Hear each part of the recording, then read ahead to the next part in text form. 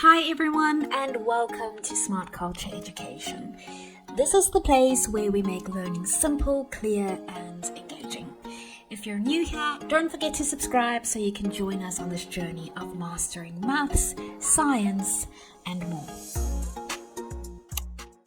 Here we are focusing on two essential concepts of differential calculus, the average gradient and the gradient at a specific point on a curve. Now, take a look at the formula for the average gradient. This formula allows you to calculate the slope of a straight line connecting 2 points on a curve. This tells you how steeply the line rises or falls over the distance between these 2 points. It's a straightforward way to measure change over an interval. Now, what about the gradient at a point? To find the exact rate of change at a single point on a curve, we use the following formula. This is known as the derivative at a point A. The limit process helps us understand the instantaneous rate of change as the interval h approaches 0, providing a precise slope of the curve at that specific point. Take a look at the following. Here, we dive into the heart of calculus, finding the derivative of a function using first principles, also known as the definition of the derivative. So let's take a look at a breakdown of the key elements. The derivative of a function, denoted as f prime of x, is calculated using the limit formula. Now, this formula helps us understand how the function f of x changes as x changes, providing a mathematical description of the rate of change at any point x. What about the derivative as the gradient of the curve? The derivative f prime of x is essentially the gradient or the slope of the curve at any point x. So it tells us how steep the curve is at that specific point. What about tangents to a curve at a point? A tangent line to a curve at any point, x equals c, has a gradient given by the derivative at that point.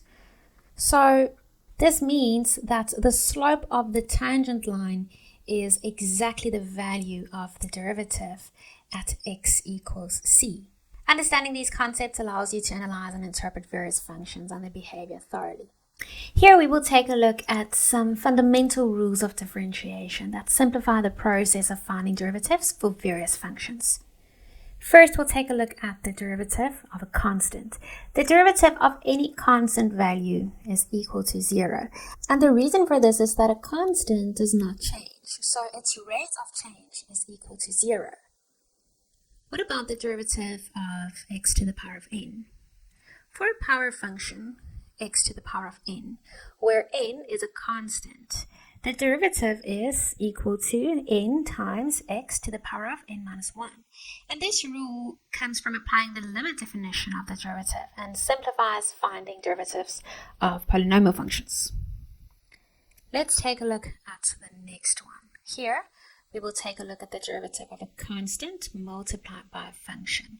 If a function f of x is multiplied by a constant k, the derivative is k times the derivative of f of x. So this is known as the constant multiple rule, and it is useful when scaling functions by a certain constant. What about the derivative of a sum? The derivative of the sum of two functions is the sum of their derivatives. Similar to the rule for sums, the derivative of the difference between two functions is the difference of their derivatives.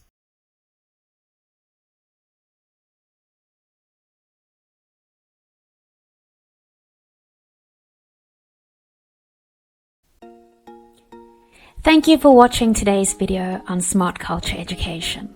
If you found it helpful, don't forget to hit the like button and subscribe to the channel. And if you want to stay updated, tap the notification bell so you never miss our next lesson. See you in the next video.